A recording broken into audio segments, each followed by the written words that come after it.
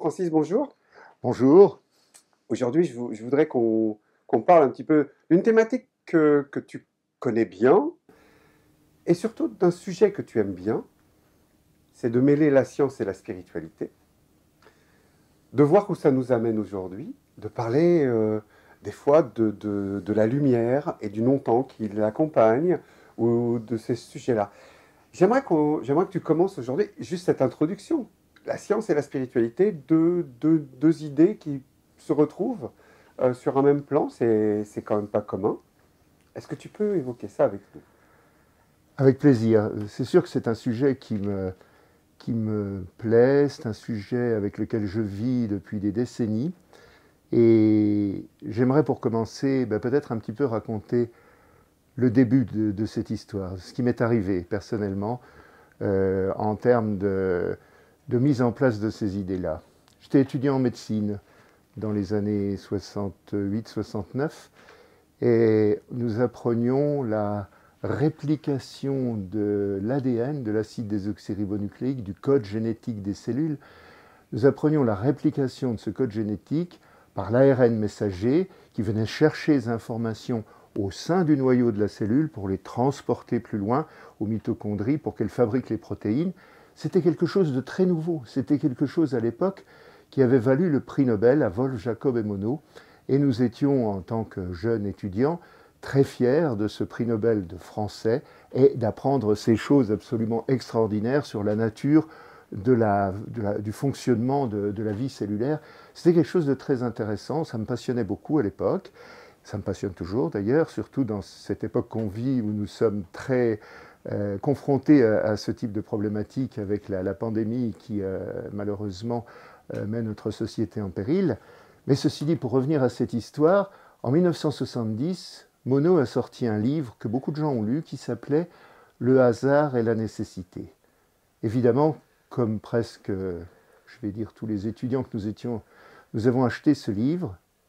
Et ce livre, moi, m'a bouleversé parce que dans ce livre, il était écrit que nous n'avions aucune chance d'être transcendants, que tout était écrit, que tout était matérialisé dans la fonction de la science et que nous n'avions plus l'espérance de la transcendance. Monod dit à un moment, nous sommes comme un tzigane perdu dans un monde totalement sourd à la musique du monde et totalement étranger à ce monde. Nous sommes des étrangers dans l'univers.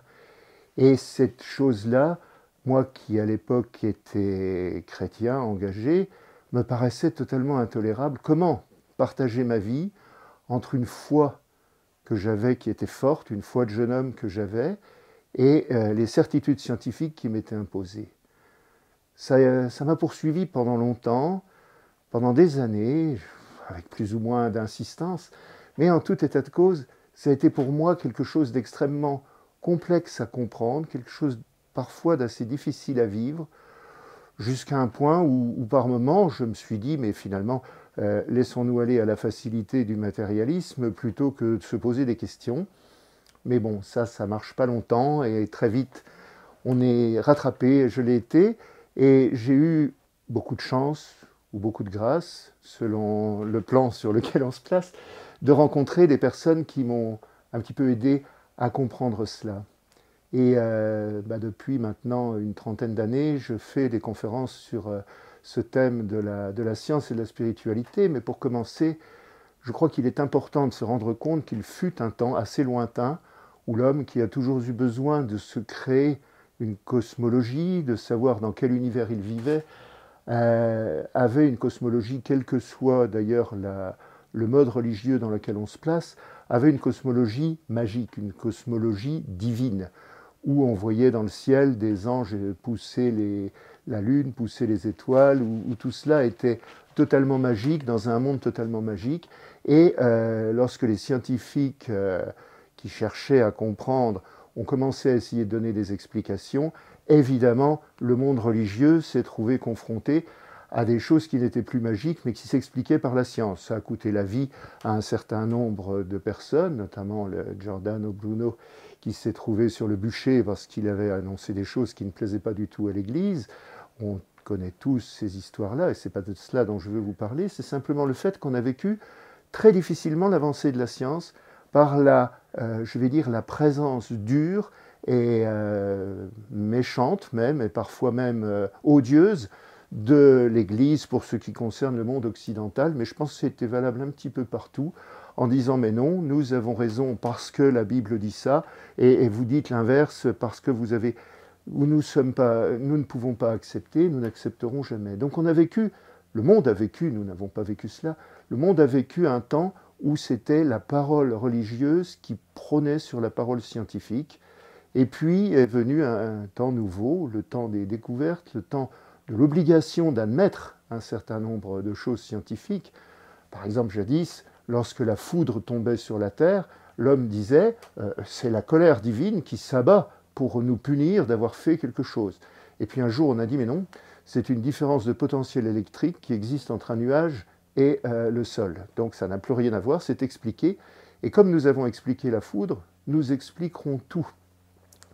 Et nous sommes passés de cet univers magique qui laissait la place évidemment à tous les excès, et je ne suis pas du tout dans une espèce de forme de passéiste à ce niveau-là, parce que c'était totalement complexe à vivre sans aucun doute à l'époque, mais c'était un univers qui laissait une place à la transcendance. Et la science dure qui s'est installée dans les siècles qui viennent de s'écouler, a pris totalement le dessus sur cette notion spirituelle. La science est devenue la véritable représentation de la vérité. Et nous sommes passés d'un excès à l'autre. C'est-à-dire que nous avons basculé dans un système où ce n'est plus la spiritualité ou la religion qui dictait la conduite de l'homme, mais c'est devenu la science. Et maintenant, la science nous dit, nous savons tout, nous expliquons tout, ce que nous n'avons pas encore expliqué, bientôt nous allons l'expliquer. Alors vos histoires de religion, vos histoires de foi, vos histoires de croyance, vous les gardez pour le dimanche, mais vous ne nous embêtez pas avec ça la semaine. La science va tout expliquer. C'est vrai qu'on a eu cette vision-là, et je pense que Monod était un des derniers à mettre ces opinions-là par écrit d'une façon aussi forte. À la fin du siècle, du 19e siècle, en 1899, il y a un scientifique anglais, Lord Kelvin qui était à l'origine des degrés Kelvin, qui était un grand scientifique de l'époque, au cours d'une conférence a dit « Nous avons tout découvert. Et les physiciens qui vont nous succéder n'auront plus qu'à mettre en place les équations, les formules que nous avons trouvées. Le ciel de la physique est devenu bleu, clair. Il y a juste deux petits nuages qu'on n'explique pas encore.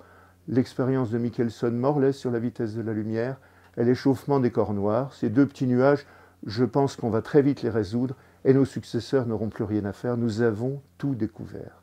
Quelle certitude! Quelle certitude incroyable qui a amené le monde à devenir un monde matérialiste. Nous sommes passés d'un monde utopique à un monde matérialiste. Et il faut savoir que cette certitude scientifique est venue impacter cette vision du monde. Nous sommes dans un monde mécaniste. Nous sommes dans un monde où tout peut s'expliquer. Nous sommes dans un monde où le tout peut être expliqué avec les éléments du tout. C'est un monde horloger. C'est un monde que je peux démonter et remonter. Et ceci a impacté considérablement toutes les facettes de notre vie. Ça a évidemment impacté la recherche scientifique fondamentale, ça a impacté la science médicale, ça a impacté la sociologie, ça a impacté l'art. Salvador Dali a dit à un moment que le monde matérialiste ne pouvait pas produire quelque chose de beau au niveau art, et que lui, Salvador Dali, par son art personnel, remettrait de la spiritualité dans toute chose. Bon, vous savez que j'aime bien Dali, pour ceux qui me suivent. Mais il avait raison, ce Dali, il avait totalement raison. Et tout ce qui a été fait, et maintenant, tout le monde dans lequel nous vivons, le monde mécaniste, où l'homme est une machine, on va vers cette notion d'homme-machine, c'est-à-dire d'un homme qui n'est plus transcendant, mais d'un homme qui est une mécanique certes très perfectionnée, dont on pourra tout démonter, est devenu quelque part la vérité. Et on a bien du mal à s'en défaire. Je pense que cette cette idée-là est très importante. Et je crois que ce que nous vivons actuellement, les rebonds que nous vivons au travers de cette pandémie, sont très liés à ça. On voudrait expliquer ce petit virus de rien du tout qui n'est qu'un petit brin d'ADN, c'est tout petit un virus. On voudrait expliquer, on voudrait faire avec ce petit virus des grands systèmes scientifiques, des grands systèmes mécanistes, alors qu'en fait c'est pas mécanique du tout, c'est absolument pas mécanique. Et j'ai eu la chance dans mon existence de rencontrer mon ami Jean Stone, qui m'a présenté un tas de scientifiques de très haut niveau. Et ces scientifiques m'ont presque tous amené à comprendre le monde très différemment. Et je crois que beaucoup de choses ont été découvertes, qui sont très peu connues actuellement du grand public, commence à l'être grâce sans doute à des choses sur YouTube. La vulgarisation. Hein, bien sûr. Mais par contre, ces choses-là, c'est pas encore répandu dans le grand public, ça n'est pas encore une certitude, ce n'est pas encore une vérité. Le mot vérité est important, vous savez, sur une icône du Christ, c'est marqué « Je suis la vérité ». Quand quelqu'un vous dit « Je détiens la vérité », sauvez-vous. Il n'y en a qu'un qui a la vérité, c'est le Christ. Les scientifiques, eux, sont à la recherche de la vérité, sont à la recherche de la compréhension d'un système. C'est totalement différent. Et donc je pense qu'on a cette chance maintenant d'avoir ces possibilités de voir un monde autrement, de ne plus voir un homme mécaniste, de ne plus voir un homme qui a été sorti du centre de l'univers auquel il aspirait pour maintenant n'être plus qu'une personne sur une planète qui tourne autour d'une petite étoile à la périphérie d'une galaxie perdue parmi des milliards d'autres.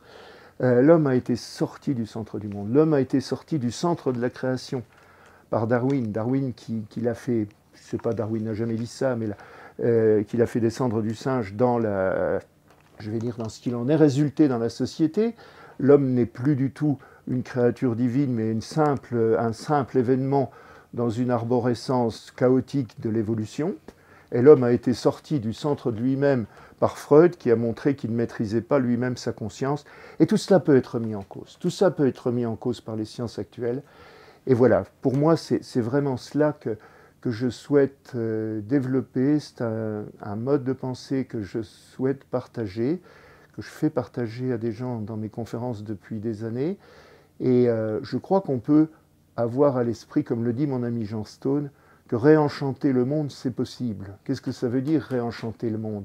Ça ne veut évidemment pas dire revenir à ce que le monde a vécu quand il était sous la domination totale des religions.